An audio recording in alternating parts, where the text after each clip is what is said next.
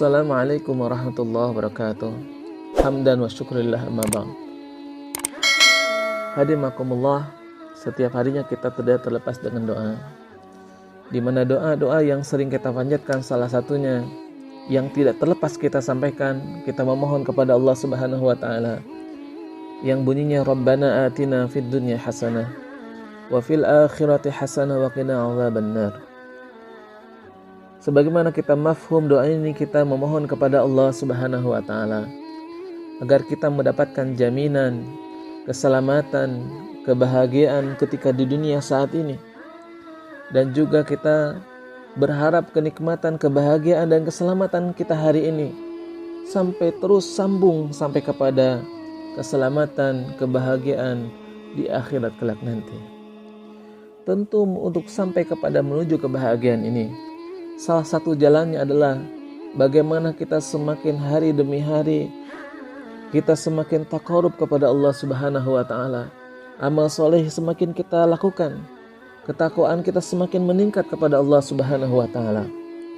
Namun hadimakumullah, tidak sedikit di antara kita hari demi hari terkadang bukan semakin dekat dengan Allah Subhanahu wa taala, bukan semakin banyak amal soleh yang kita lakukan setiap harinya. Namun kadang-kadang di antara kita semuanya melakukan kekhilafan, di mana berbuat maksiat kepada Allah Subhanahu wa taala. Hadimakumullah, dari Abu Hurairah radhiyallahu anhu bahwa Rasulullah sallallahu alaihi wasallam bersabda, seorang mukmin jika berbuat satu dosa maka timbul satu nuktah di dalam hatinya. Jika dia bertobat dan beristighfar, hatinya akan kembali putih dan juga bersih. Jika ditambah dengan dosa yang lain, noktah itu bertambah hingga menutupi hatinya. Hadimakumullah, perlulah kita renungkan salah satu pendapat ulama besar yang bernama Ibnu Qayyim al-Jauziyah. Beliau menjelaskan tentang bahaya berbuat maksiat kepada Allah Subhanahu wa taala. Yang pertama, kata Ibnu Qayyim al-Jauziyah, yang namanya maksiat itu hirmanul ilmi. Di maksiat itu adalah sesuatu yang bisa menghalangi seseorang terhadap ilmu pengetahuan. Makanya ada keterangan yang lain, al-ilmu nurun. Ilmu itu ibaratkan cahaya. Jadi ilmu itu adalah cahaya yang dipancarkan ke dalam hati seseorang. Namun dengan kemaksiatan yang dia lakukan di dalam hatinya, maka akan terdapat dan juga menghalangi dan juga bisa memadamkan cahaya yang ada di dalam hatinya yang selama ini diterangi dengan ilmu. Imam Malik suatu saat beliau melihat kecerdasan dan daya hafal Imam Syafi'i yang luar biasa. Lalu Imam Malik berkata, aku melihat Allah Subhanahu wa taala telah menyiratkan dan memberikan cahaya di hatimu, wahai anakku. Janganlah engkau padamkan cahaya itu dengan maksiat. Ini subhanallah, sebuah nasihat dari Imam Malik kepada anaknya itu Imam Syafi'i, agar senantiasa menyirami hatinya dengan ilmu, dan jangan sampai cahaya yang begitu benerang yang sudah menyinari hatinya sehingga hatinya tergambar cahaya untuk melakukan kebaikan, diberikan penerang untuk memilih yang hak dan juga kebaikan, lalu jangan sampai dipadamkan dengan berbuat maksiat kepada Allah Subhanahu wa taala.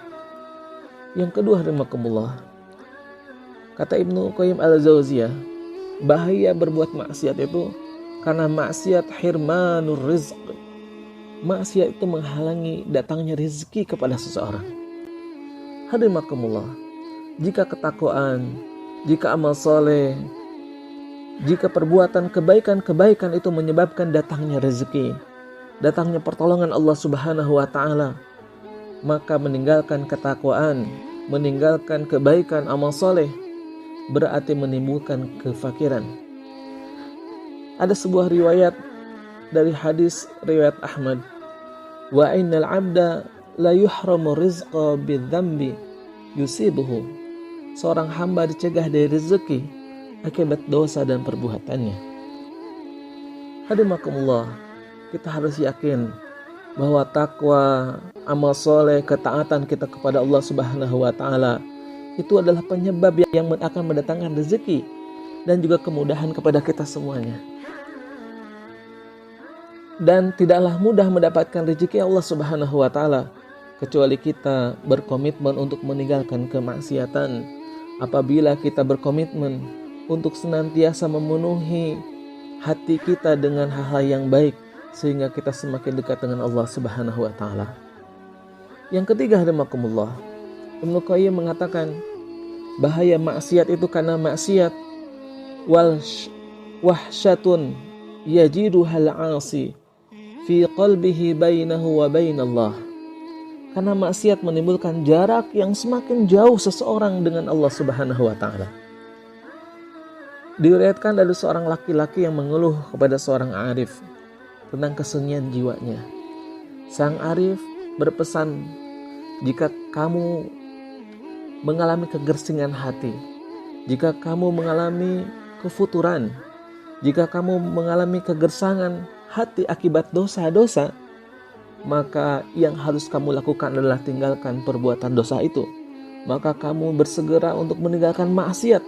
Maka kamu segera bertobat kepada Allah.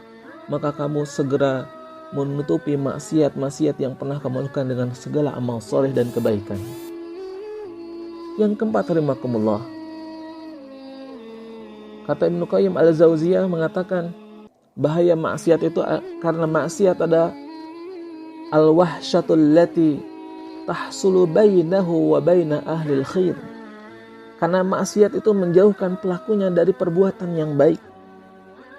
Hadimakumullah, maksiat menjauhkan setiap diri kita, siapapun, dari perbuatan baik dan dijauhkan dari orang-orang yang berbuat baik. Artinya, hadimakumullah, maksiat itu bisa menjauhkan diri dari perbuatan kita beramal soleh, dan bahkan bisa menjauhkan kita dari orang-orang soleh.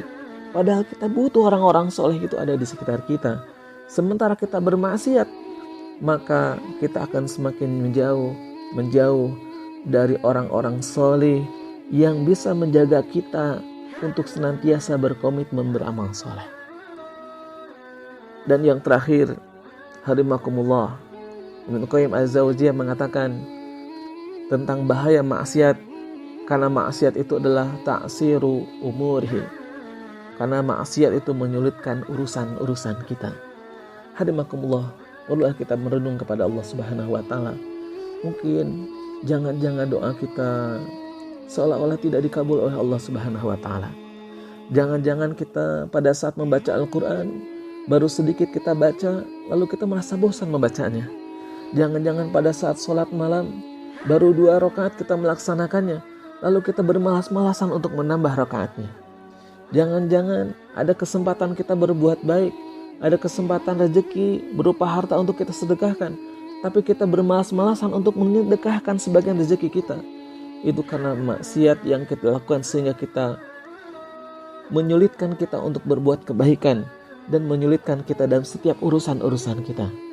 Hadimakumullah, jangan-jangan maksiat ini juga membuat kita semakin sulit dalam setiap urusan-urusan kita.